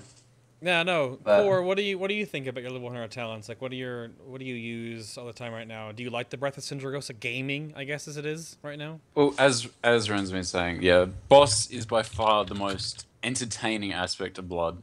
Like yeah, nothing compares. Like Defile is great due to its mitigation value, and if you mess up, it's not the end of the world with it, right? It's yeah. But whereas running boss, make a mistake, which is breath, you've wasted a 2-minute CD, you've done less damage, all that good fun stuff that happens. And with the Blood Boil nerf, it now becomes even more difficult to game it efficiently. Yeah. Because you're not doing quite as much damage with each Blood Boil, and you're going to be losing out on more death strikes, which is more single target damage normally. But yeah, so that's like, yeah, Necrotic Plague. I wish it was viable. I really, really do. It is such fun. Like, it reminds me of Wandering Plague back in Wrath. Yep. But it's just a pity it doesn't work for Blood. Like, I wish it was refreshable. I wish you could keep it at 15 stacks. Like, but even then, I don't think it would still be a DPS loss. I'm sure one of those guys could probably do the math for me for Blood. Yeah. It probably still doesn't outweigh having the 2 normal diseases up. Yeah. So yeah, if you feel comfortable gaming, Breath is by far the best choice for increasing your DPS personally, helping you raid out on damage, all that good stuff. But Defile is a much more forgiving talent and more survival orientated. Yeah. What do you think, Mags? I mean, specific to level 100 talents, you're going to have 2 criteria by which you judge them. The first, of course, is damage output, and the second is survivability. As far as survival goes, Defile is just so wonderful in that sense because it's a 10% flat DR every time that an enemy is caught in it. That's like 10% less damage that it deals to you, which is a huge amount. Conversely, Defile is also the most boring because it's literally death and decay. It doesn't even have a different cooldown. It still costs an unholy rune. I don't think it frankly gets more boring than that. And one of the things that I pushed for a very long time during the MOP beta was, well, why not just have it, be a lower cooldown and have the rune cost removed and just have it do a little less damage, as in, comparable damage to D&D, but more opportunities to use it, etc., etc. But that didn't happen. But Breath of Sindragosa, as you guys have said, is very risky, but then also very fun if that risk plays out in your favor. Regrettably, Breath is not a good idea in challenge modes, and I wish it were because I suspect that a lot of people who play Blood DKs are going to end up at least trying out CMs before more than raids. And here when I say raids, I mean more than something like LFR, where it frankly wouldn't matter what spec you were playing. Right. And then finally, going to Necrotic Plague. Yes, it's a fun talent for Unholy, certainly. Potentially for Frost as well, if it got a few damage buffs. For Blood, it's just not there right now. During beta, actually, this was pretty funny. I remember Necrotic Plague at that time would, whenever an enemy would hit you, it would return 5 unit power, not 2. And that was also when Shadow of Death, i.e. the buff which you get from Death Coil, was higher than it currently is. So you had situations where you could actually get 95% increased maximum health, or something crazy like that on beta. That got nerfed really fast, though. So unfortunately, just Necrotic Plague is just not there right now for us. Yeah, that's weird. I mean, it would sound like Necrotic Plague would be good if you were like an ad tanking fight. Like, would it be worthwhile? The only fight I could think of would it be if you were main tanking Beastlord Darmak in the next raid, because you'd be tanking. But I don't even think that would work because your off tank would tank the ads, you tank the boss. So Right. even then, it wouldn't even work. But if you're tanking the ads, would it be good? Well, probably not, because the DR you could put down with the file would probably gain you more damage reduction on all of the ads as a total. It'd probably do more damage too. Well, I mean that, and also again, if you want to take risks as far as damage goes, then Breath is all there. That's true too. Yeah, I don't doubt it. Now, obviously, when you're doing Breath, you're not using as many, you're not using Death Coils to either keep your Shadow of Death uptime. But if you can play around in that way, because you don't want to use Runic Power on that, you want to let it soak away into Breath of Sindragosa. So you want to just use Rune abilities during that. But that's really only a damage gain, because even the healing bounce back, like Mark of Sindragosa causes you to be healed for 10% of the spell damage dealt by afflicted enemies. Like even that, like how much spell damage has to be done for that to be like a survivability gain? Like Well, you have to remember that Breath of Sindragosa still procs tier 60 talents, which is really the most important thing. And see, even though the spell damage doesn't heal you for anything, it doesn't make it, like, you're not going to see a significant survival loss, if anything, from using Breath. I'll just step on you real quick. I'm not sure if it still works. I'm not sure. On beta, though, there was a great thing with Breath where it would heal you for every person hit by the spell effect. I'm not sure whether it still works. I haven't really checked the logs, but like on a fight like Tectus on the beta, every time Upheaval went off, I think it was, you'd get healed for every person in the raid taking the spell damage. Oh, I don't know. It was hilarious. Because that's the way the spell reads. The way the spell reads is that the Mark of Sindragosa is applied to all, afflicted enemies within 12 yards in front of your face. And then you get healed for 10% of the spell damage dealt by those enemies.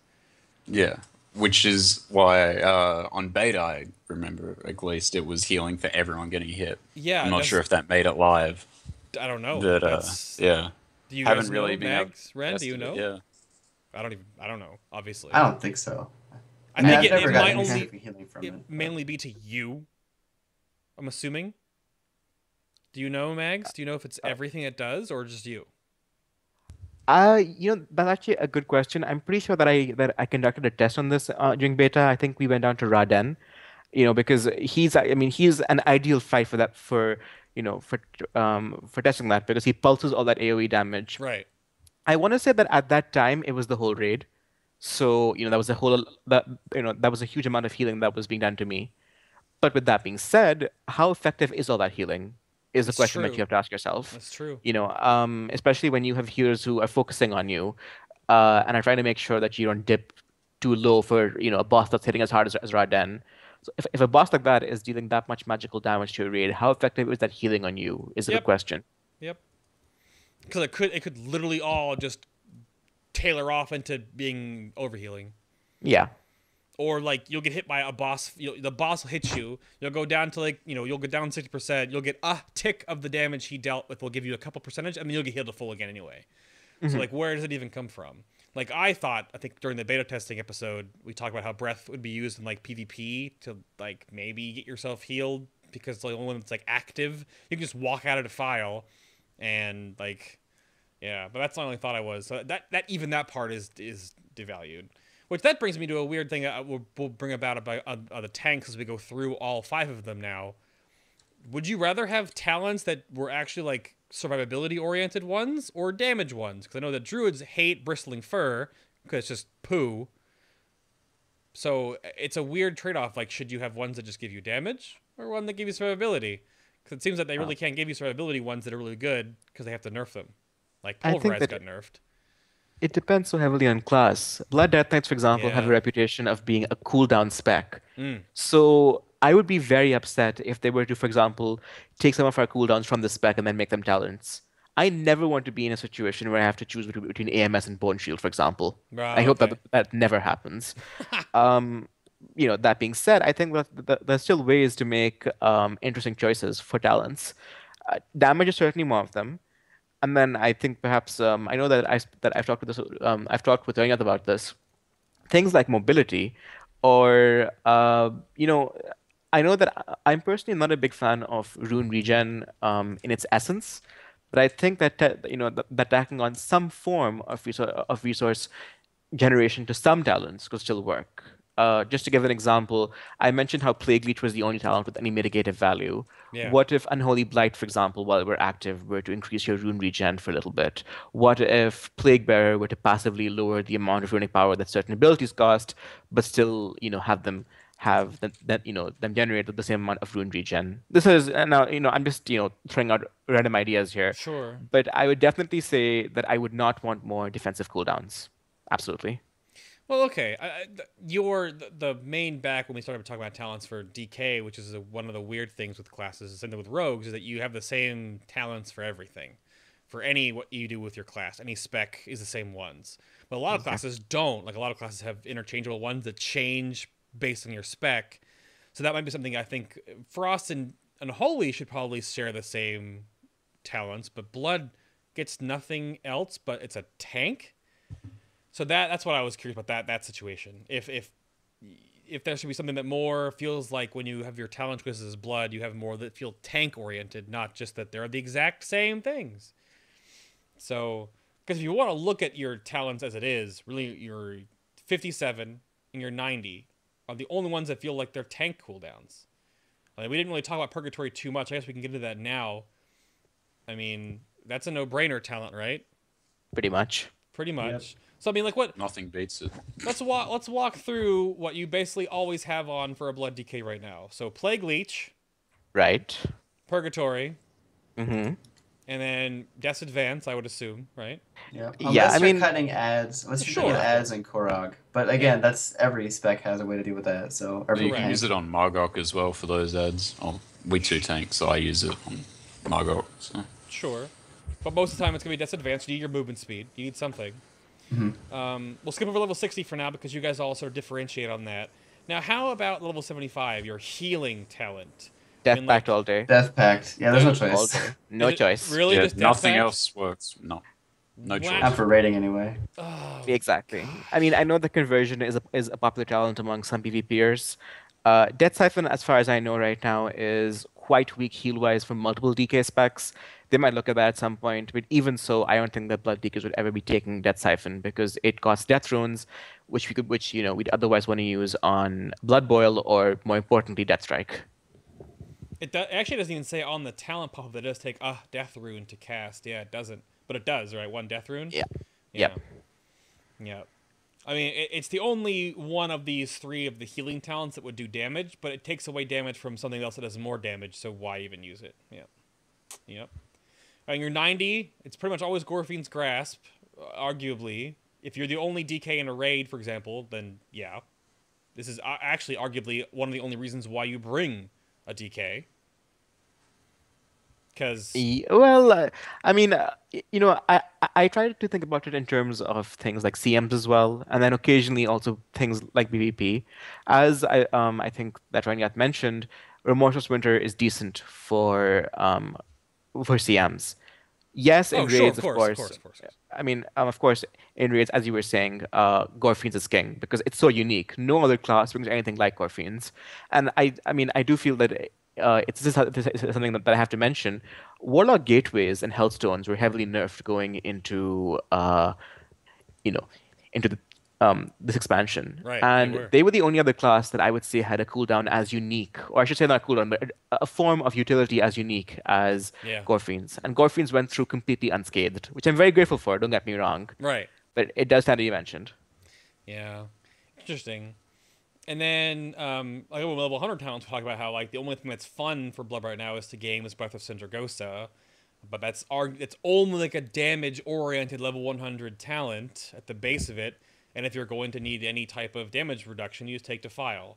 So that's the long and short of level 100 tier, right? That's if you can do damage and you don't need the heal, you don't need the damage reduction, take Breath, and if you can use it properly, otherwise just take Defile, and that's it. Pretty much. Yeah. So level 60 talents real quick. Blood Tap, Runic Empowerment, or Runic Corruption. I know that, Core, you said you like Corruption, correct? I love Corruption. Like, I change up between Tap and Corruption, but I just love the consistency that Corruption brings. Like, Tap is ultimate for control. Like, you can't do any better. But I just like the fact, especially now that... Rune Tap is such an important part of playing Blood. Yes. And being able to refresh 3 runes at once as opposed to storing charges for 1 or 2 runes at a time. I just like the consistency that being able to generate more haste on your runes brings. Like, the other guys probably both run Tap because it's more control, more DPS.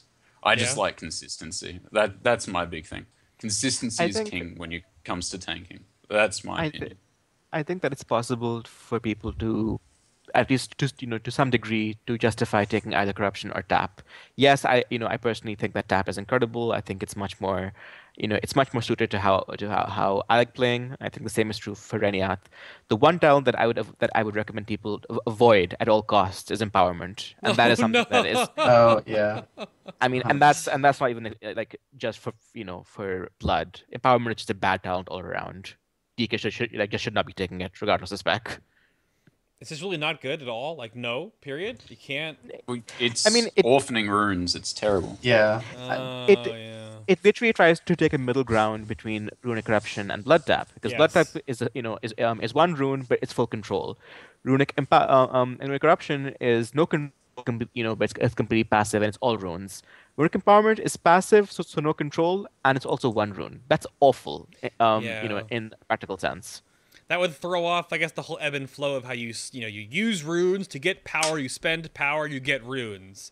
But if you have like one random rune that comes up and you have to like delay an ability that costs 2 runes, but you need 2 to use that. So how do you use the 1? Do you use the 1 on something, but you don't want to? Yeah, that's that sounds awful. Yeah, it's terrible. It's just flat out terrible. Oh, it's gross. It's terrible. So that's.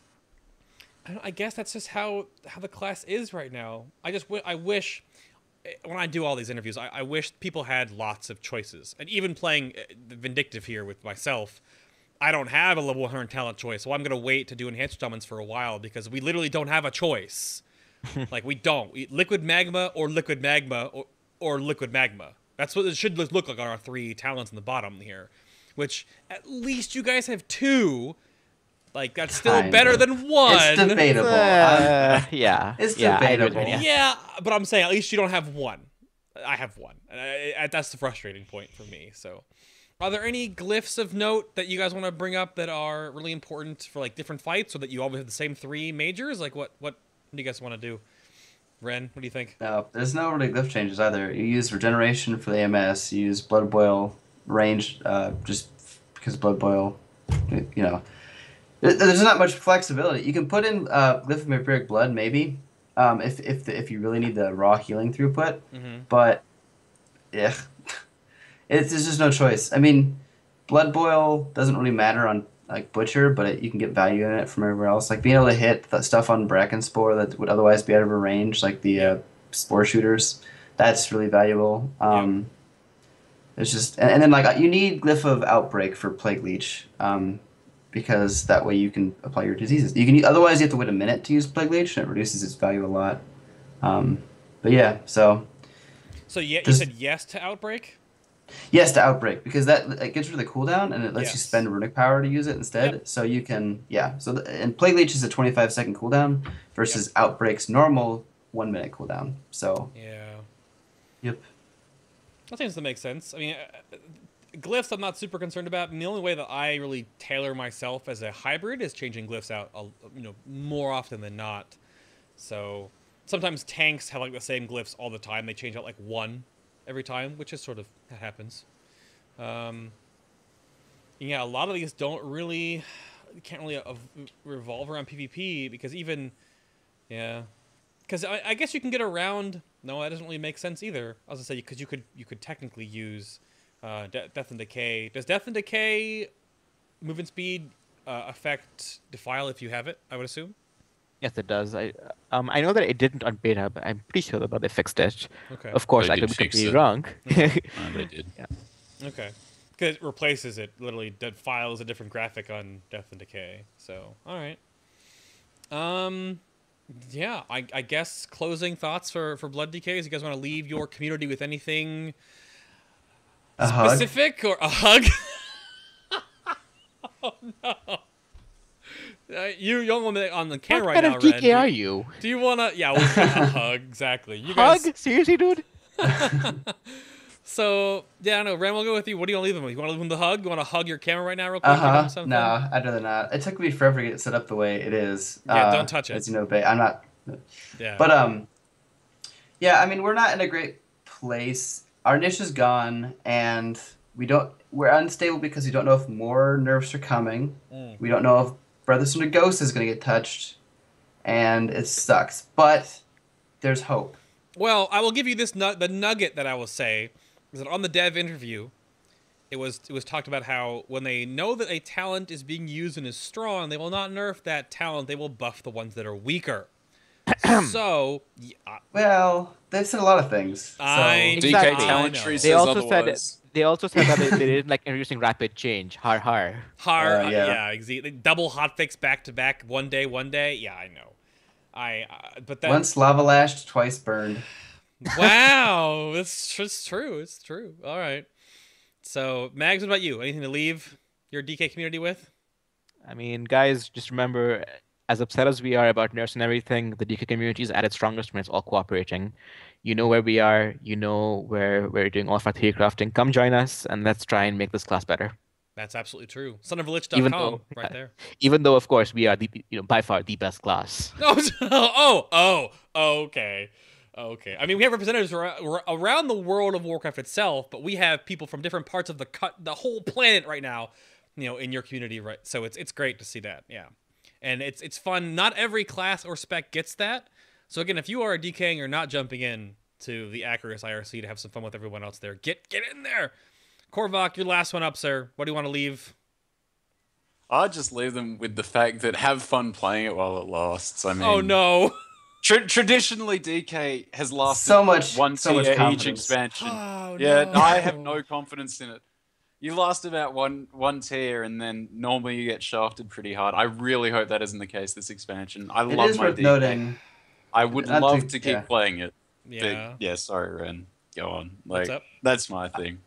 I was gonna say we did get nerfs in tier 14, very similar to very similar situation between tier 14 and tier 17. Yeah. Well, I don't.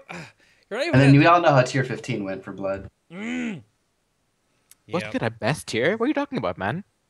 Tier where the green Blood DKs all had like really high damage with our keg smash. Yeah, that was fantastic. Yep. Oh my goodness. I hear Sacred Shield was the new Blood. Blood Shield for a That's- while there. That's true. That is true. All right, I'm hitting the button. I'm cutting you guys off. We're hitting the button. All right.